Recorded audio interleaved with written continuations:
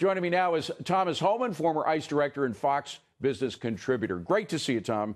Good to see you. Now, invariably, the president mentions his pledge, one of the few pledges he hasn't been able to carry through on, primarily because there's been so much stalling from Congress, but to build the wall. Are we close, or how far away from that are we?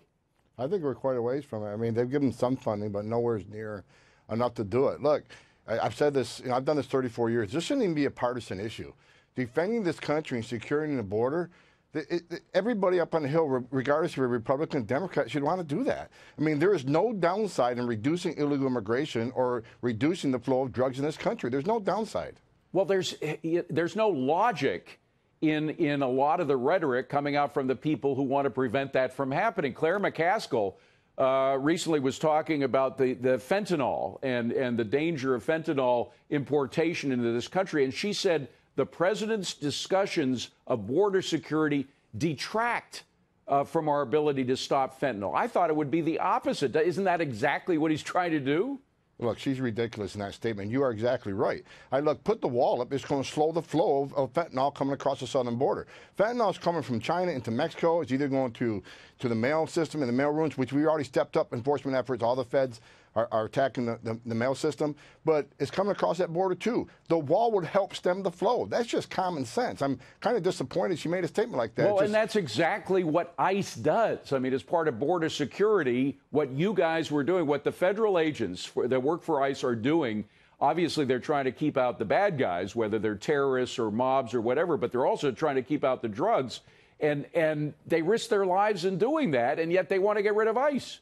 Look, the president has made the war on fentanyl a priority. When I was the ICE director, we've increased resources of state and local task forces. I funded Title IIIs and overtime for law enforcement. We trained hundreds of law enforcement agencies on how to handle fentanyl and investigate it. We've really stepped up our game. We've been very productive on this, and the numbers are looking good. The war on fentanyl is ongoing. This president is pushing that.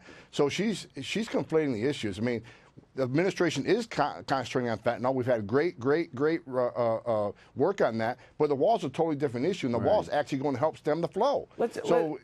She's just wrong on every aspect. Let me switch a little bit to the Democrats' war on ICE, because they've kind of backed off on that a little bit. I think they got a lot of pushback, even from Democrats, particularly from their constituents, saying, you know, we want ICE. We see that they're keeping the bad folks out, whether they're terrorists or M19 or whomever.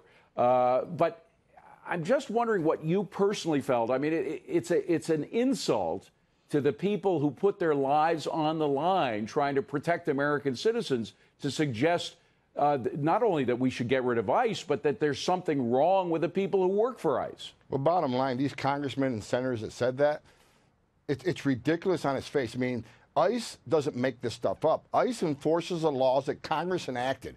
So, Congresswoman, Senator Gillibrand from New York, if you don't like what ICE does, you have the power to change it. You're the legislative branch. We're the executive branch. For the 20,000 men and women of ICE that strap a gun to their hip every day to defend this nation, that's a slap in their face. These senators that wanted to call for abolishment of ICE, go walk the wall of the National Law Enforcement Memorial and see the officers that have fallen for this country. Then say it. And one of the most disgraceful parts of this is their suggestion that there is any kind of anti-Latino influence involved in what the ICE agents do. And I went back and looked at ICE agents, Border Patrol people who've been killed in the line of duty. You look at their names. More than half of the names that I saw are Hispanic names. Hispanics are among the top ICE agents who are risking their lives. They're among the top border agents who are being killed in the line of duty. That's not only an insult to the agents and to the agency, but to the families of people who've lost loved ones trying to defend Americans from the bad guys trying to come in.